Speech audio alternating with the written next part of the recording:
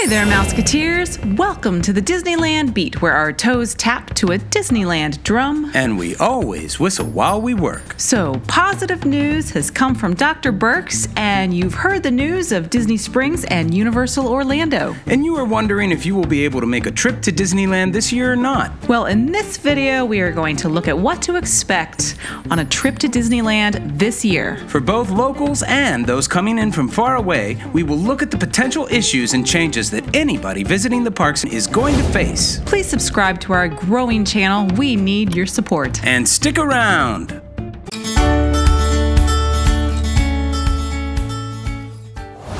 This is something we've been talking about for a while, but it goes without saying that there are going to be big changes in the park. The number one thing the parks will do to create social distance is operate the park at a very limited capacity. Something like 20 to 25% according to Shanghai Disneyland, which is opened and we will use as a model for our parks. So at Disneyland proper, we think that unofficially means about 16,000 people. There will be masks required and health screenings and temperature checks to get into the parks. And limited attractions, but we'll get into that later. The biggest thing is that with reduced capacity will come demand, and Disneyland will be forced to put the entire park on a reservation system. Nobody will be able to just walk into the park. So everybody will have to make a reservation, and there are going to be unknowns. Due to this reservation system, there is going to be an interesting set of problems. When you go make a reservation on Shanghai Disneyland's website, you can only make a reservation for 1 day at a time. You can only hold one reservation. So in California, we would assume that would mean one Disneyland and one Disney California Adventure ticket. And you can only make reservations for the 30 days ahead of the current date. We don't know that this is what Disney California will do, but it does seem likely. So, wow, this affects anybody going from out of town. Many know that Disneyland is a bit of a locals park, as there are millions of people within a day's drive. So we think there will be plenty of people who want to go to Disneyland with this reservation system. These folks can make multiple trips, probably in a month if they have annual passes. But if you are coming from out of town, it creates a set of obstacles to overcome. You can't plan more than a month out, which will make the cost of airfare potentially a little higher than it could have been. And you don't know if you will be able to go to the parks for more than 1 day. That makes the decision tougher for out-of-town folks, if you ask us. We have the Flex Pass, which is the pass we recommend because it has the potential to be as good a pass as a signature pass, but costs much less. The catch with the Flex Pass is you have to make reservations on certain heavy crowd days and can only hold 2 reservations at once, and you have to book them in advance. But Flex Pass holders are already used to the idea of having to make a reservation to get into Disneyland. However, there are higher up the ladder passes, some that cost a lot of money. And these pass holders will very likely feel that if the park is open, they should have access to it. And we sympathize. Those passes are expensive, and that's why you get them. We're also concerned about how Disney will extend the annual pass holder days. We know our passes are extended for as many days as the park is closed. But they will probably not extend the passes for the days the park is open, even if it's at 20% capacity. And this kind of seems unfair if the conditions are such that you won't or you can't travel to the park and you're going to go ahead and lose the remainder of your pass days. What is it going to be like inside the parks? We think there will be staggered arrivals in the reservation so everybody does not arrive at the park at the same time to keep the security gate lines down. Well, anything that makes social distancing impossible is unlikely to happen, at least at first. We know there has been testing by Disney and SeaWorld and others finding out if masks can be worn on faster rides. And we've been told that it looks like they stay on pretty well, even on roller coasters. Which we think is good because take a second to consider the repercussions of having somebody screaming on a roller coaster in the seat in front of you without a mask for 2 straight minutes.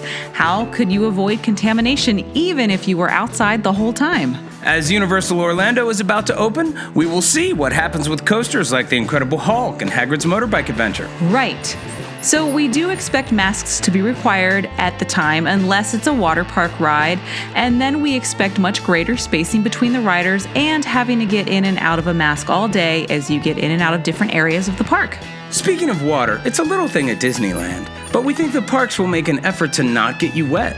So we think that they have extra splashes on Splash Mountain and Grizzly River where they're going to turn those down as much as possible. Although Universal is opening Volcano Bay June 5th with all those same policies in place. Even though it's impossible to find in a store, we think there will be hand sanitizer everywhere in the parks, and portable hand washing stations will abound. It will probably be the cleanest a large crowd has been at Disneyland all at once ever. It's likely the nighttime spectaculars will be canceled with very little exception. Our logic here is Fantasmic and World of Color would have to have the park at really low capacity to have everybody spread out enough, as the viewing areas are fairly contained. At that point, we imagine it's not worth the cost to Disney, but we don't know that, and it will definitely change with time. But I could see the Disneyland fireworks still working simply because they could spread people out all over the whole park. Almost. Between Main Street, the Rivers of America, It's a Small World, and even Galaxy's Edge, it might work. That does seem like quite the logistical challenge. We don't expect it at first, but Disney could do it. We think there is a good chance interactive play areas will be closed for a while.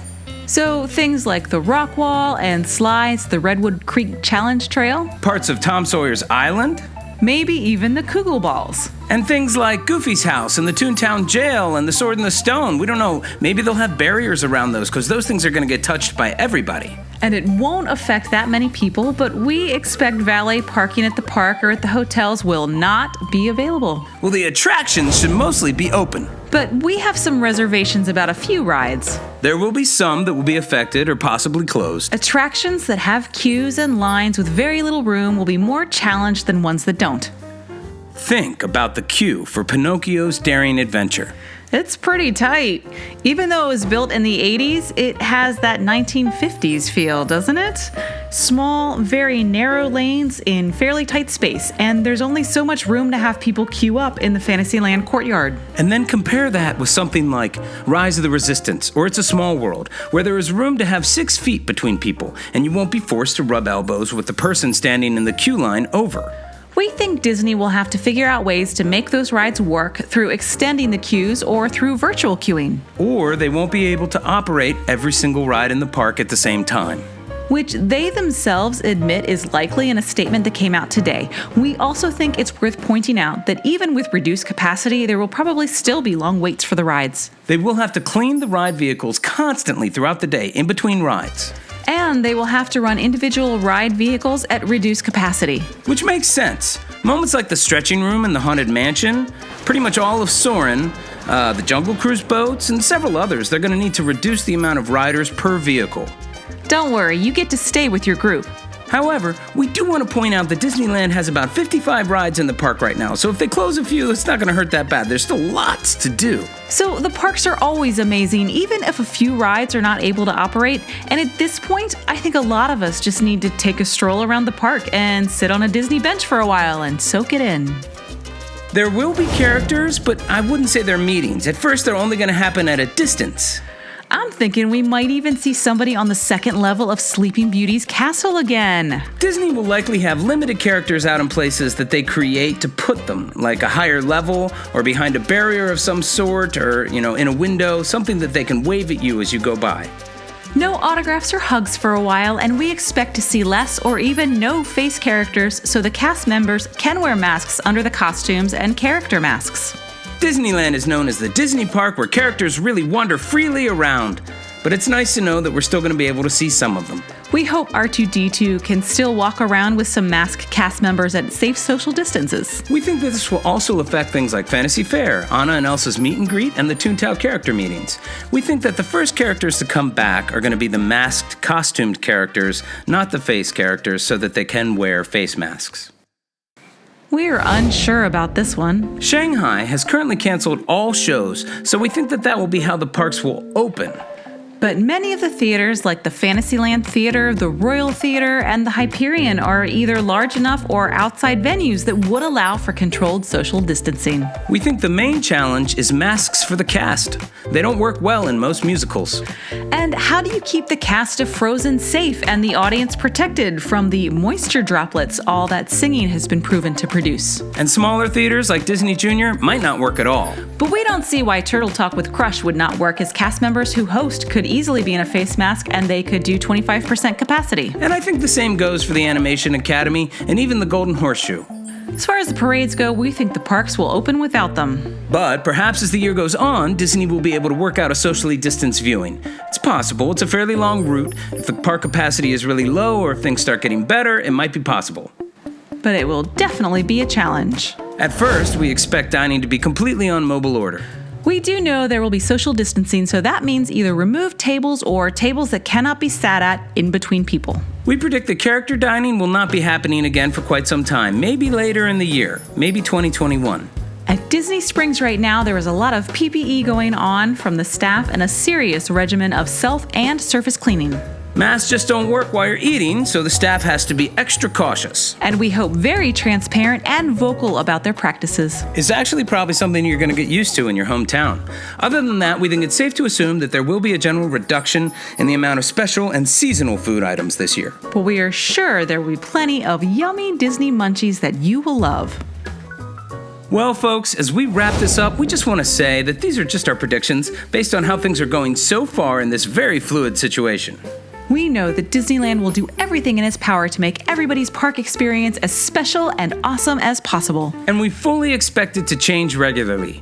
And if there are no more virus spikes, they will allow more and more people back in until they get it back to capacity. Probably reassessing every couple of weeks.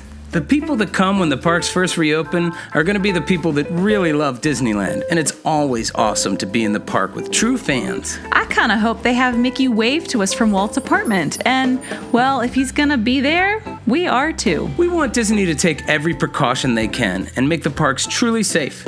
They need to go all the way and do it right. But we do offer the warning to those coming from out of town, it's going to require a level of flexibility that will undoubtedly be challenging. And we want people to make informed decisions and not be disappointed. Well, Mouseketeers, we will follow up with information about Disneyland After Dark and how we think Disneyland is going to handle the holidays once we get further down the road. Please take care of each other. We appreciate you all very much. Thank you all for watching, and please like and subscribe. We want your support. And have a magical day. See you soon, Mouseketeers. See you real soon.